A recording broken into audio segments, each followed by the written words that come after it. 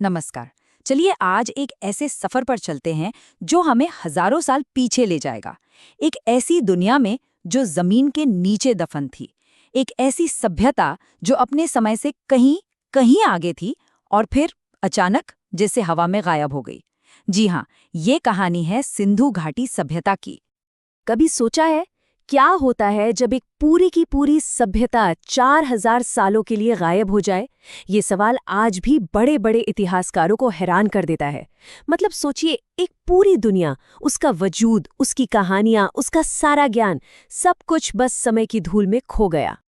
और देखिए, ये कोई कल्पना नहीं, ये हकीकत है।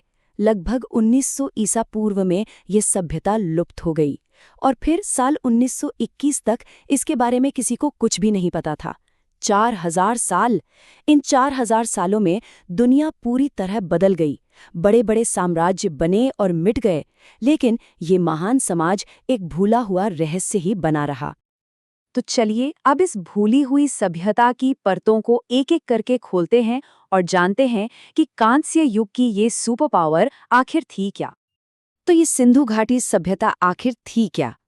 अगर आसान शब्दों में समझें तो ये एक शहरी सभ्यता थी जो आज से लगभग 5000 साल पहले सिंधु नदी और उसकी सहायक नदियों के किनारे फली फूली। मतलब जब मिस्र में पिरामिड बनाए जा रहे थे, उस वक्त यहाँ के लोग दुनिया के सबसे बेहतरीन और सुनियोजित शहरों में रह रहे थे। तो सवाल ये उठता है कि हम इनके बारे में जानते कैसे हैं? हम जानते हैं उन सुरागों से जो वे अपने पीछे छोड़ गए। और यकीन मानिए, ये सुराग एक ऐसी कहानी बताते हैं जो हैरान कर देती है। जो चीज़ सबसे ज़्यादा चौंकाती है वो है इनके शहर बसाने का तरीका, जिसे आज हम अर्बन प्लानिंग कहते हैं ना। ये लोग उसमें माहिर थे और ये उस जमाने के हिसाब से क्रांतिकारी सोच थी। मतलब कमाल ही था। जरा कल्पना कीजिए, एक ऐसा शहर जहां सारी सड़कें एकदम सीधी हैं, एक दूसरे को 90 डिग्री के एंगल पर काटती हैं, जिसे ग्रिड सिस्टम कहते हैं। हर घर एक ही साइज की पक्की ईंटों से बना है और सबसे बड़ी बात, हर घर का अपना बाथरूम था जो एक ढकी हुई नाली के सिस्टम से जुड़ा था। ये एक ऐसी सुविधा थी जो दुनिया के कई हिस्सों में हजारों साल बाद तक नहीं आई। ये सिर्फ शहर नहीं थे, ये इंजीनियरिंग के बेजोड़ नमूने थे। और हाँ, ये कोई छोटा मोटा इलाका बिल्कुल नहीं था। ये सभ्यता एक बहुत बड़े, एक विशाल क्षेत्र में फैली हुई थी। इतना बड़ा कि आज के कई देशों से भी बड़ा था इसका दायरा। आइए देखते हैं कि इस प्राचीन साम्राज्य की जड़ें आखिर कहाँ तक फैली हुई थीं। जैसा कि हम देख सकते हैं, इसके जो खंडहर मिले हैं वो आज के पाकिस्तान से लेकर भारत के गुजरात, हरियाणा और राजस्थान तक फैले हुए हैं। पता है, ये सभ्यता प्राचीन मिस्र और मेसोपोटामिया दोनों की सभ्यताओं को मिला दें तो उनके कुल क्षेत्रफल से भी बड़ी थी। ये अपने समय की एक असली सुपर पावर थी। लेकिन हर शानदार कहानी में एक मोड़ आता है, और यहाँ वो मोड़ है एक बहुत बड़ा रहस्य, इस महान सभ्यता का अचानक से गायब हो जाना। ये इतिहास की सबसे बड़ी अनसुलझी पहेलियों में से एक है। यही तो सबसे बड़ा सवाल है।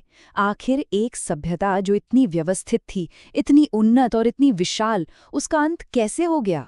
ऐसा क्या हुआ कि उनके बसे बसाए फलते फूलते शहर खंडहर में बदल गए? इसको लेके ना कई थियरीज हैं। कुछ एक्सपर्ट्स मानते हैं कि शायद बाहर से आए आक्रमणकारियों ने इन्हें खत्म कर दिया।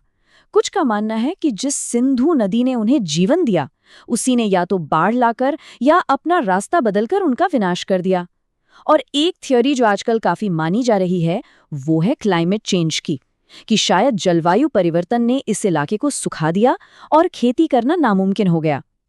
लेकिन सच क्या है? सच तो ये है कि पक्के तौर पर कोई नहीं जानता। हर थ्योरी के पक्ष में और विपक्ष में तर्क हैं, और ये इतिहास की उन बड़ी पहेलियों में से एक है जिस पर आज भी दुनिया भर में बहस चल रही है। लेकिन अगर ये सभ्यता खो ही गई थी तो फिर हमें मिली कैसे? इस कहानी का आखिरी हिस्सा इसकी खोज का है, एक ऐसी खोज जिसने इस भूली हुई दुनिया को दोबारा जिंदा कर दिया। ये कहानी शुरू होती है 1920 के दशक में। साल 1921 में एक आर्कियोलॉजिस्ट थे, दयाराम साहनी। उन्होंने हड़प्पा में खुदाई शुरू की और एक अनजान अतीत का दरवाज़ा खोल दिया। लेकिन असली तस्वीर तो तब साफ हुई जब ठीक अगले ही साल आर.डी. बनर्जी ने मोहनजोदाड़ो की खोज की। इन दो खोजों ने भारत के इतिहास को हजारों साल और भी पीछे धकेल दिया। और यहीं पर आकर हम एक आखिरी सवाल पर रुक जाते हैं। हम आज तक उनकी लिखी हुई भाषा को, उनकी लिपि को पढ़ नहीं पाए हैं। न जाने उनके और कितने शहर, कितनी कहानियां और कितना ज्ञान आज भी जमीन के नीचे दफन है, जो अपनी खोज का इंतजार कर रहा है। साफ है, इस प्राचीन सभ्यता ने अभी अपने सारे रहस्य उजागर नहीं किए हैं।